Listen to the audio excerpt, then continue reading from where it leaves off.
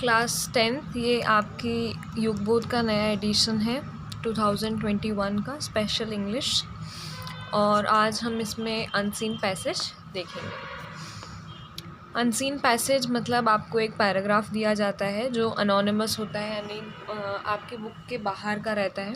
कभी कभार ये आपकी किसी स्टोरी या पोएम का भी हो सकता है।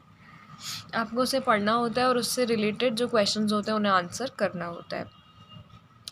आज हम पहला वाला पढ़ेंगे। इसके कुछ हिंट्स रहते हैं, जैसे पहले जब आप पढ़ें तो उसे 2-3 बार पढ़ें ताकि आपको क्लियर हो जाए। दूसरा, मेन आइडिया क्या है पैसेज का वो आपको पता चल जाए कि हाँ किस बारे में बात हो रही है, टॉपिक क्या है। क्वेश्चंस एक एक करके पढ़ें और उनके आंसर्स को अंडरलाइन कर लें, वहीं टिक कर लें कि क्या है, और उसके बाद वही आंसर लिखें जो अप टू द पॉइंट हो, यानी ना ज़्यादा बड़े ना ज़्यादा छोटे, जितना पूछा गया है। और टाइटल ऑफ द पैसेज जब भी आपसे पूछा जाएगा तो आपको सिर्फ एक वर्ड में या फिर एक सिंगल फेज में देना है जो बहुत स्ट्राइकिंग हो, यानी अच्छा लगे। तो अब हम पहला वाला पैसेज आज रीड करते हैं। 2001 and 10 में आया हुआ है ये। There is a myth that there is something magical about computers and those who run them.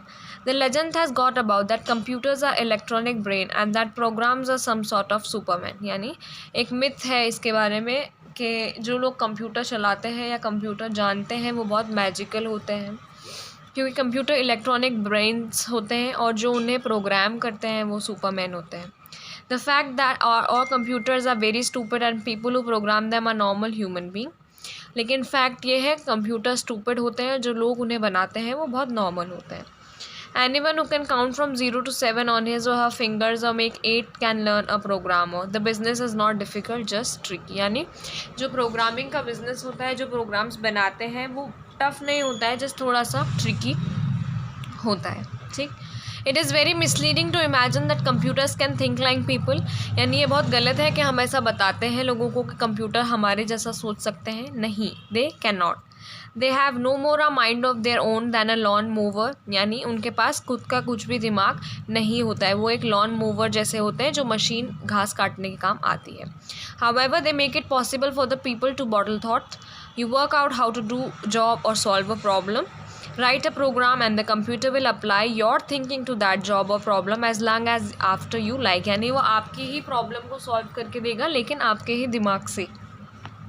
In this sense, computers are half alive because they perpetuate the thinking of their creators. और इसलिए इन्हें आधा जीवित भी माना जाता है क्योंकि ये अपने क्रिएटर्स की थिंकिंग को बताते हैं।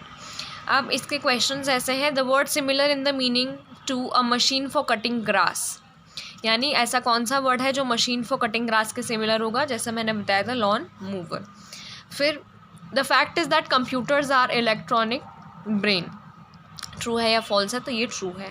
The meaning of perpetuate here is, यानी यहाँ परपेचुएट का मीनिंग क्या होगा, यहाँ इसका मतलब होगा प्रिजर्व करना। आपको मीनिंग्स पे बहुत फोकस करना पड़ेगा क्योंकि इन पैसेजेस में मीनिंग कभी भी पूछ लिए जाते हैं। फिर what computers can not do. तो computers do not have a mind of their own, they need human help to work like a lawn mower does. यानी वो अपना खुद का दिमाग नहीं चला पाते हैं और इसलिए उन्हें ह्यूमन हेल्प की ज़रूरत पड़ती है। What does bottle mean. Bottle means a package where the views and ideas as well as programs can be safely stored for a long period of time. यानी जैसे यहाँ लिखा हुआ था कि ये आपके थॉट्स को बॉटल कर देंगे, यानी उसको प्रिजर्व करके रखेंगे, सेफली स्टोर करके रखेंगे बहुत लंबे टाइम तक। यानी आप जो भी उसमें डालेंगे वो सेफ हो जाएगा। तो आपको पैसेज पढ़ना है, क्वेश्चंस पढ़ना है, पैसेज को 2-3 बार पढ़ें, अंडरलाइन कर लें जो भी आपको लगे कि इसका आंसर हो सकता है, और अप्रोप्रिएट आंसर उसमें लिखें, यानी एक लाइन से ज़्यादा बड़े ना हो जो।